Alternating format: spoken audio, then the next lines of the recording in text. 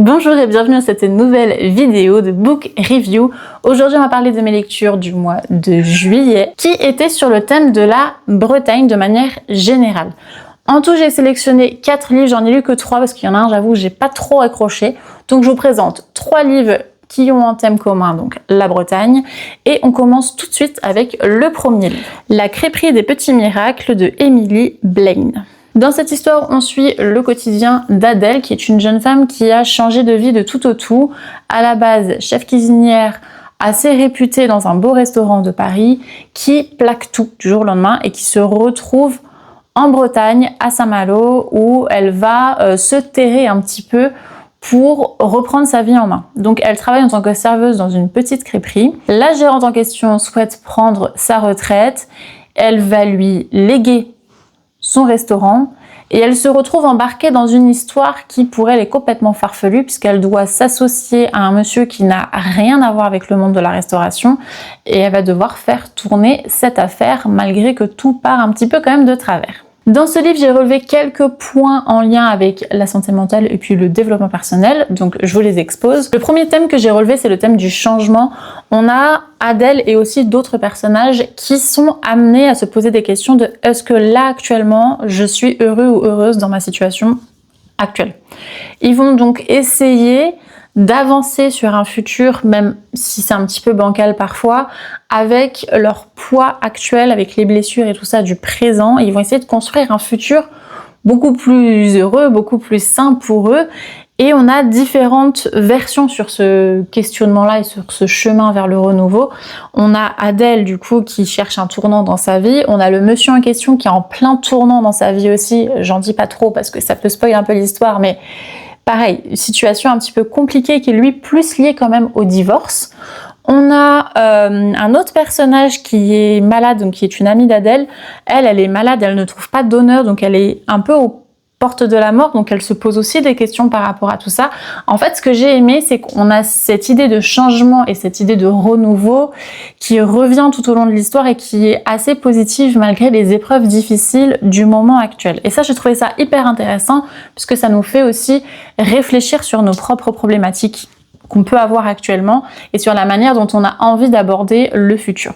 On a aussi toute une partie tournée plus sur Adèle quand même, sur l'estime de soi et la confiance en soi. On a quelqu'un qui a été détruite par des critiques, etc., qui essaye de se reconstruire, mais qui ne se retrouve pas vraiment professionnellement et qui ne se retrouve pas vraiment dans sa vie de tous les jours, donc personnellement non plus, puisqu'elle n'a pas forcément une très belle image d'elle-même. Donc, on a cette belle évolution d'une femme qui cherche à apprendre à s'aimer, à apprendre à se découvrir à travers son propre regard qui est assez critique quand même envers elle, mais aussi à travers le regard des autres. Et ça, j'ai trouvé ça hyper intéressant d'avoir cette transformation au fur et à mesure de l'histoire de quelqu'un qui est vraiment dans un état très dépressif au début et qui va petit à petit réussir à s'ouvrir, à s'accepter et à avancer et à avoir plus confiance en elle. Le troisième point que j'ai beaucoup aimé, c'est la dérision. En fait, on a les personnages qui, pour prendre du recul et lâcher un petit peu prise sur certaines situations, vont aller chercher la dérision. Et j'ai trouvé ça hyper intéressant parce qu'on le fait aussi, nous, beaucoup dans la vie de tous les jours. Donc le fait que ce soit appuyé dans les livres, j'ai trouvé ça sympa parce que parfois, on a tendance à être trop centré sur le problème. On n'arrive plus justement à prendre du recul et à avoir ce côté un petit peu, on peut blaguer sur la chose et le tourner de manière totalement dérisoire. Là, en l'occurrence, c'est mis en avant et c'est montré que ça fait du bien, en fait, de le faire. Globalement, c'était les thèmes que j'ai principalement relevés dans le livre. Il y en avait d'autres, mais c'est ceux qui sont vraiment plus marquants et beaucoup plus mis en avant dans l'histoire. Donc, je vous recommande l'histoire. Elle est assez courte, assez légère à lire. Ça se lit vraiment sans pression. C'est un feel good. Donc, il est là vraiment juste pour passer un bon moment et faire du bien. On enchaîne avec la deuxième lecture, Adèle et beurre salé de Margot et Jean Le Moal. Ce livre-là, il faut savoir que c'est une saga, je crois que c'est 6 ou 8 tomes qu'il y a, donc c'est une assez grosse saga sur plutôt le thème un peu cozy mystery, mais pareil qui se passe en Bretagne dans une ville qui s'appelle Locmaria et qui globalement montre un petit peu le décor breton. Ensuite l'histoire de Cathy qui décide de tout quitter suite à son divorce pour se reconstruire en Bretagne. Elle habite dans une ville qui est un petit peu paumée, qui s'appelle Locmaria, qui n'est pas la vraie ville de Locmaria, c'est bien précisé dans le livre, et qui achète une très très belle maison, et son objectif c'est d'ouvrir un restaurant pour partager un petit peu ses cultures, etc. Globalement, dans l'histoire, elle arrive plutôt bien à s'intégrer, mais sa venue pose un petit peu problème, parce qu'il y a certaines personnes qui n'aiment pas forcément qu'il y ait des nouvelles têtes à s'installer dans ce petit village où tout le monde se connaît depuis toujours. Et il va y avoir à un moment donné, malheureusement, un décès dans le village et elle va être la suspect numéro 1. Donc il va y avoir toute une enquête pour découvrir comment cette personne est décédée, surtout que c'est en lien avec le restaurant que cette personne, que Cathy, a ouvert. Donc ça fait quand même un beau petit truc où elle va devoir prouver qu'elle est innocente et que elle n'a rien à voir dans les affaires du village. La première chose que j'ai bien aimée, c'est qu'on montre une Cathy qui a quand même du caractère. C'est assez rare des fois que les femmes ont autant de caractère dans les histoires, donc là j'ai trouvé ça assez sympa qu'on montre une femme qui justement ne se laisse pas faire et qui envoie un peu les gens paître quand elle se sent un petit peu offusquée. Et c'est le premier point que je voulais mettre en avant, c'est le côté un petit peu d'avoir du caractère. Là c'est bien illustré, c'est un caractère qui est poli, qui est courtois et bienveillant, mais où on pose ses limites. Et ça, je trouve que c'est important de le faire dans la vie de tous les jours. Et elle le fait vraiment très bien, c'est qu'elle arrive à poser le cadre dès le départ. Si quelqu'un fait une réflexion déplacée, elle va tout de suite remettre le cadre. Et je trouve qu'on retrouve pas forcément ce profil-là dans les livres un petit peu de Cozy Mystery. Donc ça, j'ai trouvé ça plutôt sympa. Le deuxième point qui m'a assez plu, c'est un lien à un personnage secondaire qui essaye de se reprendre en main, qui malheureusement est tombé dans la drogue et qui va essayer tant bien que mal de retrouver un travail, de penser à lui, de se reprendre en main, de vivre enfin sa vie. Et j'ai trouvé cette évolution sur ce personnage hyper intéressant. Et là encore, je trouve que ça montrait très bien l'idée que c'est pas parce que on a un passif qu'on ne peut pas construire un futur positif et sain pour soi. Troisième point que j'ai aimé dans ce livre, c'est on parle beaucoup de détermination et de motivation, notamment avec un personnage secondaire qui va devenir principal, si j'ai bien compris, pour la suite.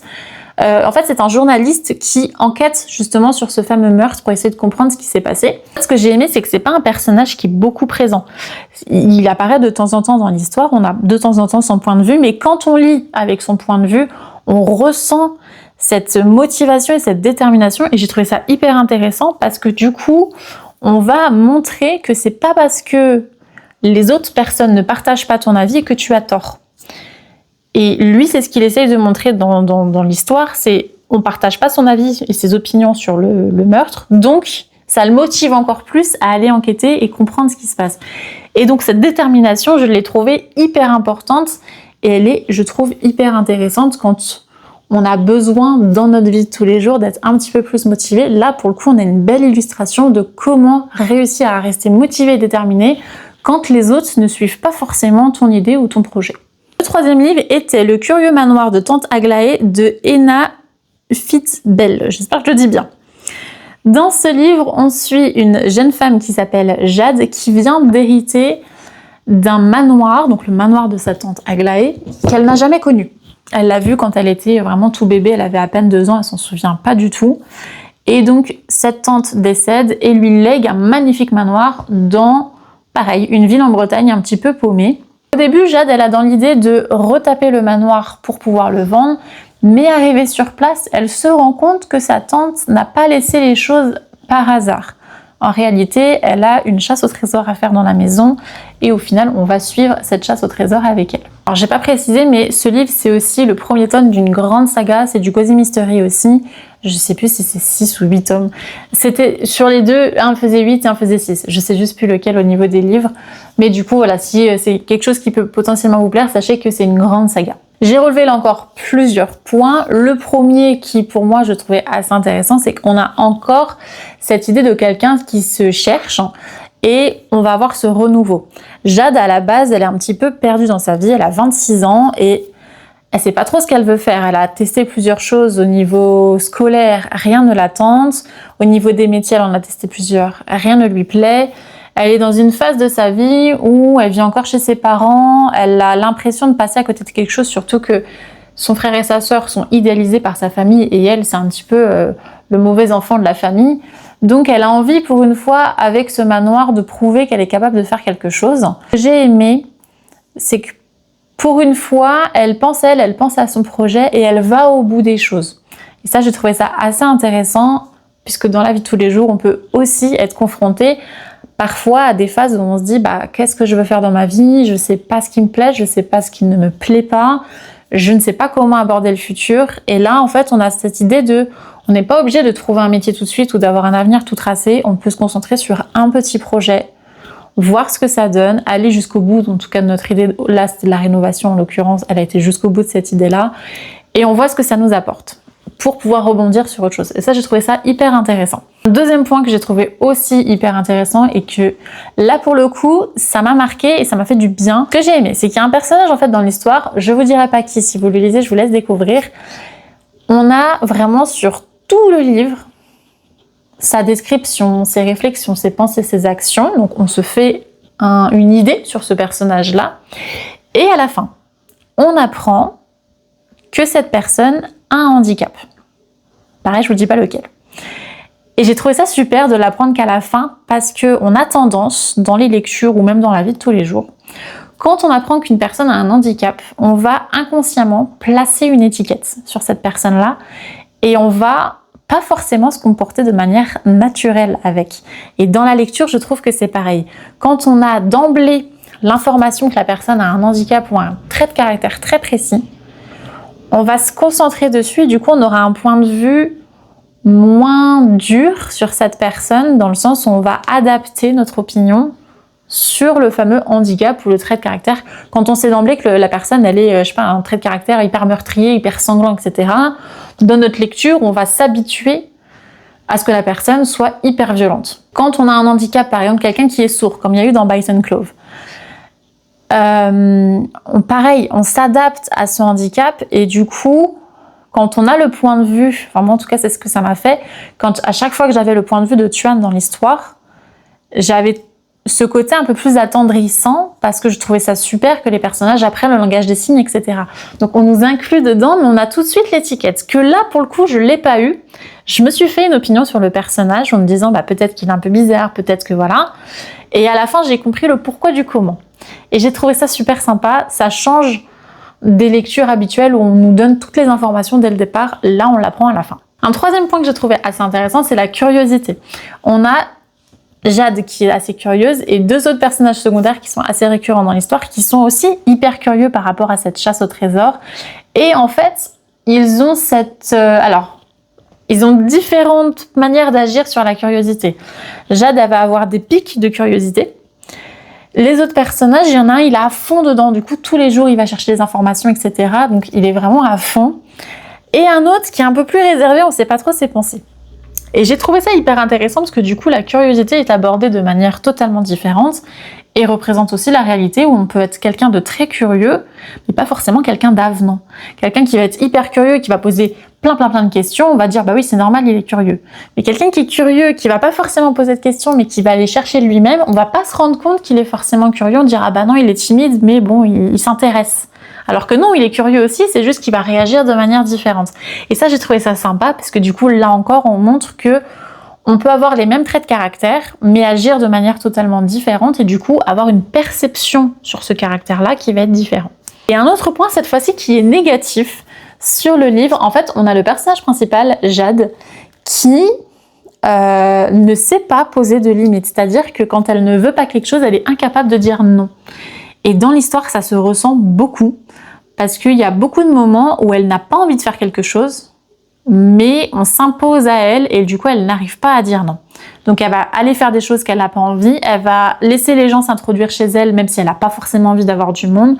Elle n'arrive pas à dire non, elle n'arrive pas à poser ses limites. Et pour une fois, je trouvais assez important de montrer ce caractère-là dans le livre, parce que, même si c'est pas positif, c'est quelque chose qu'on retrouve aussi dans la vie de tous les jours quand on n'arrive pas à dire non ou qu'on n'arrive pas à poser ses limites. On ne se rend pas forcément compte de l'impact que ça peut avoir dans le quotidien. Je trouve que ça amène à la réflexion de est-ce que moi, dans mon quotidien, je suis amenée à ce genre de situation où je ne vais pas réussir à dire non, on va m'imposer le truc, comment je le vis sur le moment et est-ce que j'ai envie que ça recommence. Et là, pour le coup, je trouve important de le souligner parce qu'on a une très très belle illustration de ce ressenti-là. C'était donc mes 3 lectures du mois. Donc il y en avait, comme je disais, une 4e que je n'ai pas du tout accrochée, mais qui parle aussi de la Bretagne. Si jamais le livre vous intéresse, il s'appelle, que je retrouve le titre, La Bresse Brigade. Personnellement, j'ai pas accroché. En fait, on suit 3 personnages d'une même famille sur 3 générations différentes et elles enquêtent sur un meurtre. Il y a plusieurs tomes là aussi. J'ai pas accroché avec l'histoire, mais peut-être que vous, ça pourrait vous plaire. Et ça se passe à Saint-Malo, je crois, si je dis pas de bêtises. Donc voilà, c'est la petite aparté si jamais le livre vous intéresse quand même. Pour mon mois d'août, je suis partie sur quelque chose que je n'ai pas lu depuis très longtemps. Ce sont des des romans historiques. C'est-à-dire que c'est basé sur un fait réel et c'est romancé un petit peu. Il y en a un petit peu dans le livre, hop là, Pour des affaires occultes, c'est un roman historique parce qu'il y a des vrais faits historiques dedans et après c'est une romance. Mais c'est aussi un policier pour le coup, c'est pas 100% roman historique. J'ai essayé de retrouver un petit peu ce côté-là de roman historique. J'en avais lu plein et à chaque fois les personnages c'était des hommes. Là j'avais envie de mettre les femmes en avant, donc ce sont des romans historiques basés sur des histoires de femmes qui sont vraies ou inventé, mais basé sur une histoire quand même vraie. J'en ai sélectionné plusieurs, je sais pas si je pourrais tous les lire parce que ce sont des beaux pavés quand même, mais je suis partie sur plein d'univers différents, mais toujours avec la femme qui est mise en avant, donc j'espère que je vais me régaler et j'espère que ça vous plaira aussi. Si cette petite review vous a plu, n'hésitez pas à mettre j'aime, à me mettre en commentaire ce que vous en avez pensé. Si vous avez vous aussi des petits livres sur la Bretagne, n'hésitez pas à m'en dire aussi, comme ça je pourrais potentiellement refaire un mois centré sur la Bretagne. J'ai volontairement évité le sujet de tout ce qui va être légende bretonne puisque j'aimerais en parler plus tard dans l'année suite à une petite visite que j'ai envie de faire, donc ce sera sur une autre vidéo mais pas dans les book reviews. Je vous dis à très vite pour une nouvelle vidéo. Je vous le dis déjà, ce sera un vlog qui est en cours de montage et nous on se retrouve dans un mois pour la review du mois d'août. Je vous fais de gros bisous.